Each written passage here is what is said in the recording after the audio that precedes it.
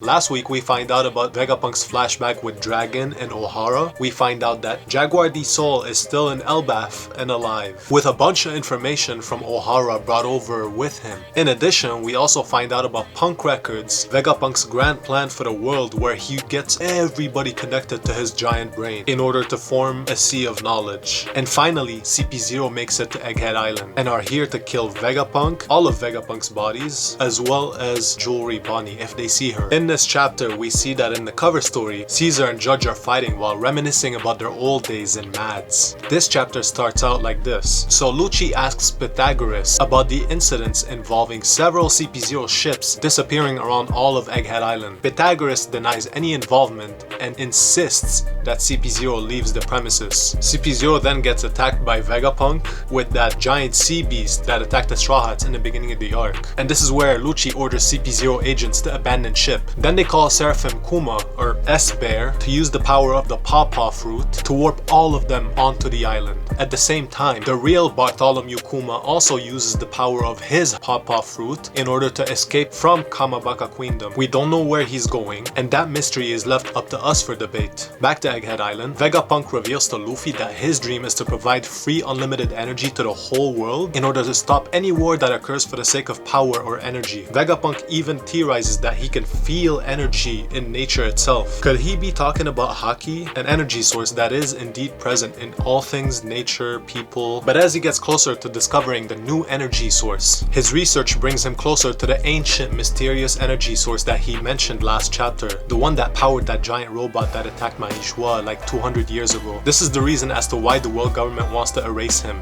that Vegapunk is asking Luffy to take him away. It's that ancient energy source that the world government does not want anybody to know about. Thankfully for him, it doesn't take much to convince Luffy, as Luffy is down with the idea and he just says like, sure, you have a funny long head, I'll bring you along with me. Vegapunk is very happy and grateful that Luffy is down with the idea, so he's there telling Luffy like, I'm gonna go pack my things, meet me at the top floor, bring Bonnie with you, and then teleports away. Not gonna lie to you though, for some reason, that alone is very sus. Why would he specifically point out to bring Bonnie with him? Is this some sort of trap? Is Vegapunk trying to exploit Bonnie somehow? Why does Bonnie of all people need to be there? This is not to mention the fact that Oda conveniently made Bonnie faint last chapter while Vegapunk was giving all of his exposition. Does Bonnie know more than she's letting on? And does Vegapunk not want her to tell the Straw Hats? As CP0 arrives to Egghead Island, Vegapunk's defense system appears and starts to fight them. Nami, Usopp, Sanji, Frankie, and Robin appear and watch what's happening on the monitors. Shaka orders the release of the Boa, Jinbei, and Mihawk Seraphims, and then he gives control to Sentomaru of all people. Sentomaru is Vegapunk's bodyguard. It is not made clear whether he is or he's not on Egghead Island. We see CP0 exploring Egghead Island. Stussy seems to know a lot about the island and even mentions that it brings back some memories. She does not warn Kaku that there are laser traps and he ends up running into one of them. Atlas appears and attacks Lucci. Shaka tries to tell her to stop, but Lucci turns into his tiger form and uses the Rokugan on Atlas, cracking her head and destroying half of her face. It seems that Atlas is still alive, but half of her face is completely broken. At the end of the chapter, we see Luffy and his group running around Egghead Island while Luffy is carrying Bonnie on his back. Then suddenly, Luffy's group and Lucci's group actually run into each other, with Luffy and Lucci seeing each other, and Luffy's like, pigeon guy. Lucci's like, straw hat. And that's the end of the chapter. Thankfully, there's no break next week. Cannot wait to see the clash between Luffy and Lucci. Hopefully, Oda doesn't skip away, but either way, if he does indeed skip away, it will probably be somewhere interesting, as we are in the final saga. Oda is not holding back. I personally can't wait to see what Lucci has learned over the time skip, how he has developed as a fighter. I want to see how he stacks up against Luffy. Hopefully he surprises us instead of just simply getting washed. And that is my comment question of the day for this video. How strong do you think that Rob Lucci has become over the time skip? Leave your thoughts in the comment section below. Thank you for watching. Like, favorite, and subscribe, and have a good one.